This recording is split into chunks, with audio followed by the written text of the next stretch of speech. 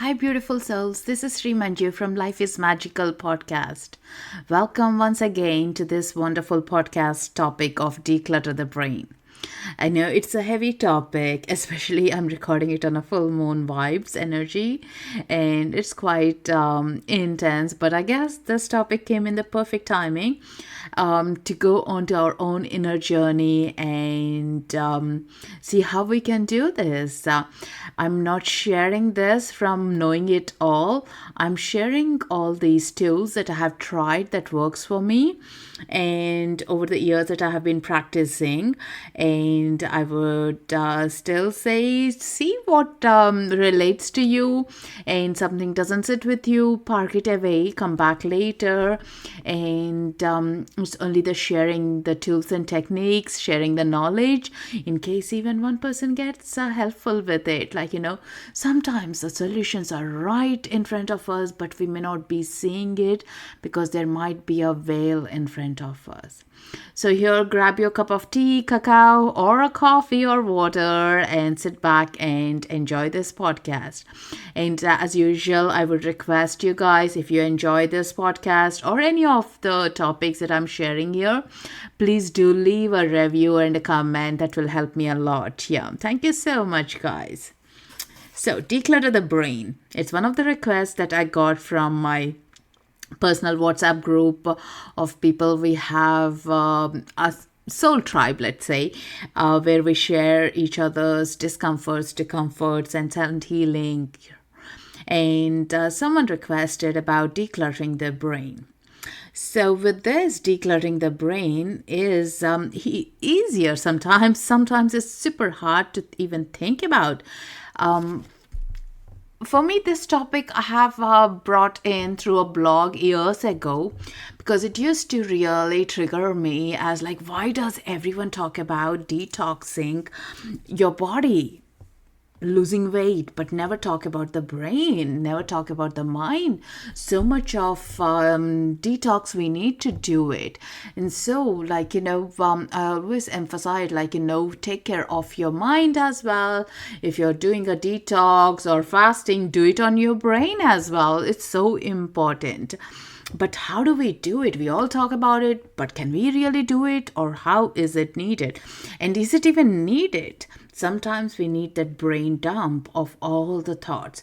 It's too much. I'm sure you all are feeling it, overwhelmed at times, like too many things to juggle, too many areas to be at, and we are only increasing what's on our plate rather than decreasing it. Especially coming out of the COVID, this year has been a lot intense for many of us. Yeah. So here for me, not only the physically we are holding on to stuff like becoming a hoarders to material things, but we are also doing it for the thoughts, emotions as well. Either we are not having the portals to release it, connections to the other souls where we can release it safely. We are only suppressing and shifting deep inside. Yeah. And this is literally becoming super crazy as well. So it is important, essential to move things from want, need, essential to recycling and emptying the brain.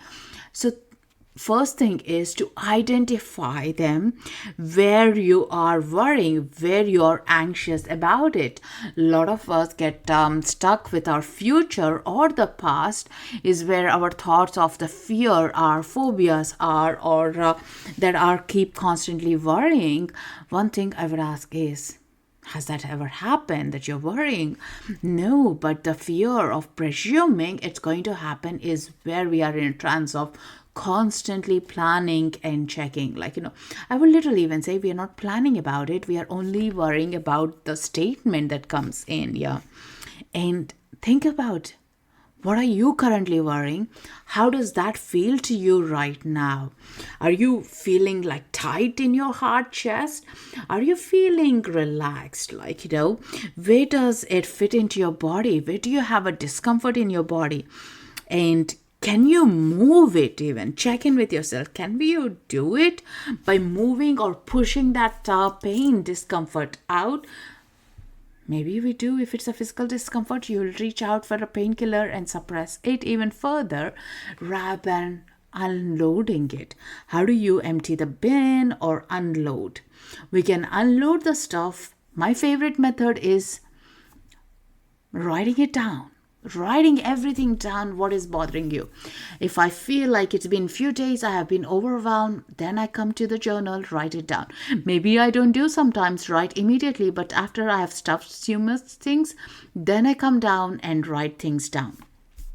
If you have a beautiful person who can understand you, right with you, you can share the things with them as well, like, where they're not going to judge you. It's a safe, sacred space. You can definitely unload it to a person. Remember, it's not like dumping onto them, but also you holding the rivers for them when they need it. Yeah. So holding the space in both the ways. Yeah. And to do it, it's so super easy to think about to do, but it becomes so hard to do it, isn't it? Because we are not constantly sitting with one emotion. Before I say about oh my god, my worry is about my kids' safety, the next worry comes in my job security, like, oh, I'm in different country, my safety here, what's going to happen with anything that violence is happening outside. So again, like a scroll on Instagram or social media, we are jumping from one angle to other. And when you're writing, you'll realize you are maybe worried constantly about 6 to 7 topics maybe, but you feel you filled your mind with whole things to be a worrisome. And the anxiety is about how is the future going to be like, where is it coming from. Even though nothing has worst happened, we are constantly thriving to be in a fearful. And when you are in a fearful, your whole system is tight and contracted. And when there is an emergency exit to be done, come up with new ideas to escape, to be in the safe space, we may feel stuck because brain freezes. Have you ever experienced that? It's like everything gets numb. You can't even think about anything, and new ideas don't come in, and you feel stuck or trapped. And to avoid that, it's important to build the habit of downloading it or emptying it. Yeah, unloading is so important. Yes. And when I write things down that are currently worrying me, I also write down, is this thought essential to me? Have I done enough research? Has anything happened to me before? And is there anything that I can plan about it? And is that real? Say I might be worried about like a tiger coming into the home, but how far is that real? I'm not saying it may not happen in some places. It may happen if you're closer to the forest, if you're in the tribal area. But I'm saying like here I'm in much crowded place, what is the chances? But if I'm worrying, I'm stuck with that thought of it, and I need to work on it to release it. That's what I'm trying to bring up, and that is how sometimes our thoughts are so tricky and irrelevant to where we are and how we even think, and get trapped in our own thoughts as well. Exactly. We get trapped in our own thoughts, and that becomes an illusion and a belief to believe in, even though it's not even true or never going to be ever true at all. But only you will know it when you write them down and you see some of them are crazy, some of them are silly, some of them are actually good worries. Me thinking about hey, I'm hearing this word recession. Am I planned for it? Am I in a good place? What if my hours are being reduced? How do I compensate? How can I make my bills be paid? I need not worry about it, but I need to make a plan. So What is my plan? What is my action? Have I got a financial advisor? Am I going to speak to someone? These are the things I need to be doing rather than thinking about, oh my God, everyone talking, recession coming. What am I going to do? Nothing. If you don't do anything, nothing is going to change. We are only going to sink in the well if you don't have your backup plan, either to swim to the shore or have someone who can help you with swimming to the shore, or even have a high vest or something to allow you to float. So that is so important. So check in, is it beneficial, and do you have time to cater for it as well? That worry space might be taking 2 hours or 5 hours of your day. Do you really have that capacity, or can you be doing something else because you are super busy with so many things to be done? You don't have enough time. Can we cut down on our thoughts so we can actually do things and be productive, feel good about ourselves? And solution. Are we reaching to the solution, or are we only focusing about the problem? Again, what is the problem? What is the solution? How do I get out of it? It might look so straightforward, but that is the exercise we need to be telling to ourselves and do it. And when you start doing it, you will find so much of a liberty, so much of untracked to the same patterns of it. The first time is the slowly the patterns are quite contagious, because the next thought patterns goes on to the same fear rather than the liberated feel. But you need to show, hey, I'm here, I'm more liberated, you can come down to me. So the new thoughts will travel towards the other side, where are more fulfilling, more happier, more kind of lively as well. Yeah. And we all can do it. It's just a practice. We need to do a new habit we need to create. And when I'm thinking about all these tensions, worries as well, check in with your physical body. What is it screaming? Are you eating unhealthily, or having restlessness, low sleep, or you're getting affected with your relationships as well? And can you be at peace with all these thoughts? That is the thing. Just decluttering them, releasing them, downloading them will help us to attain to the fullest of what we are looking for. And you can figure the solution out majority of the time. But maybe sometimes, we may need help. A therapist, a Reiki healing, or talking to a friend, or having a ceremonial cacao, or it could be nature walk, it could be, or spending some time with your children, family, or with your dog, your pets. So any of those things, the other things that bring you such a high energies, happiness, will be the ones that you can clench to and hold on to or anchor to and come over that side. Yeah. Until you feel I'm passing this worry boat. I don't need to catch that boat. My boat of happiness is just arriving, and hold to that space of it. Yeah. And be confident with that.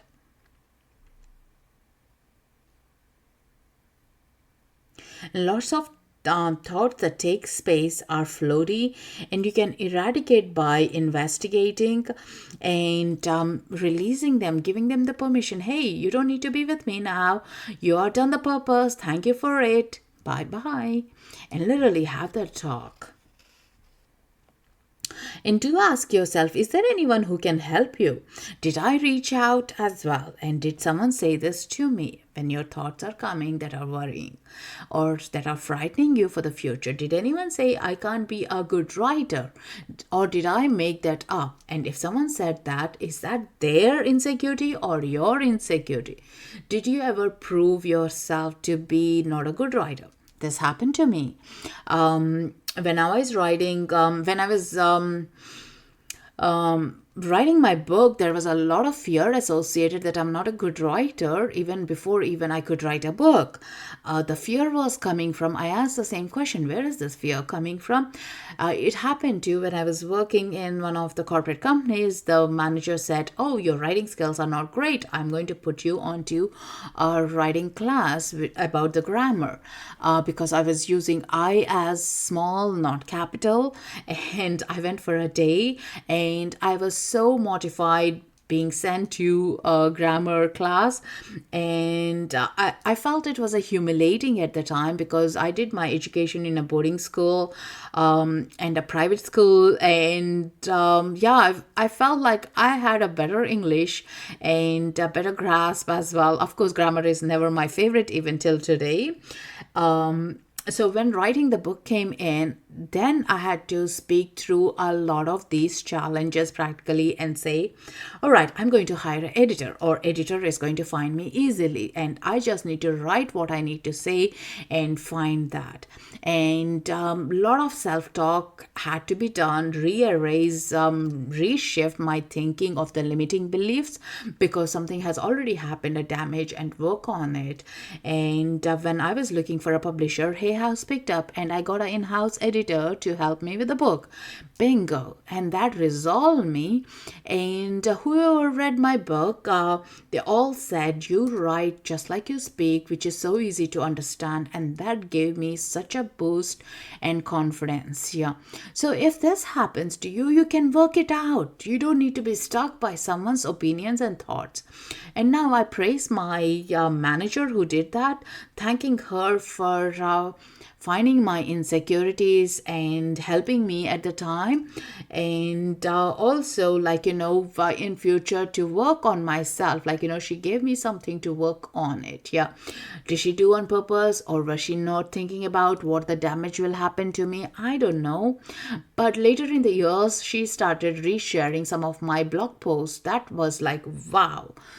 That gave me so much of a confidence than my book release in a way, because that just uplifted my confidence. But then again, there is another thought that came up, is I was giving permission to someone else to control me.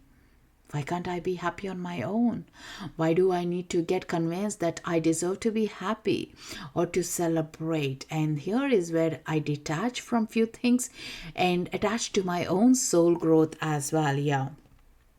We are always stuck, with our whirlpool of emotions, imagining the worst scenarios, and we are fantastic at it. We can do it and move away from it as well. If you are a director, you are fantastic at it. You'll be winning an Oscars for that. That is how best we can create a scenario in our head. A phone call from school comes, the best scenarios you'll have in your head, right? Or you get a call unexpectedly from your partner or your husband who never calls you, and you have your best scenarios in your head. But we don't do the first time is oh my God, it can be a good news. You can be the best thing that can happen, getting a call, but no, our mind does the trick, and we constantly need to work on it. Yeah. But once you do it, once you conquer it, you will learn how to do it again and again and again.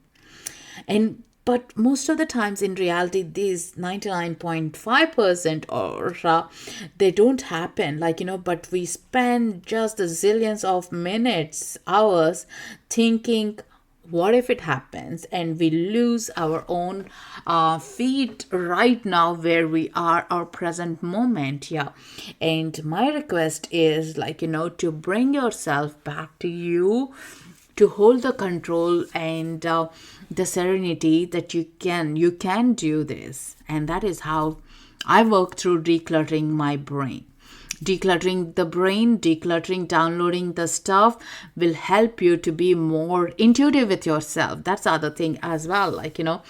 We can't believe in our intuition because so many doubts are up in the head. When we start shifting them up, I personally felt I'm more strong at my intuition because I have reduced the noise.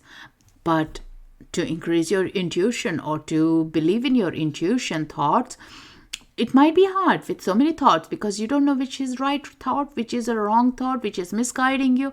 You can't understand what your body language is telling you. So definitely decluttering has that habit of erasing the thoughts as well. Yeah.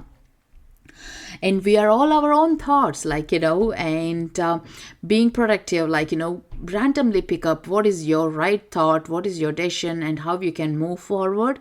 And with this analysis, with these thoughts, you will be successful.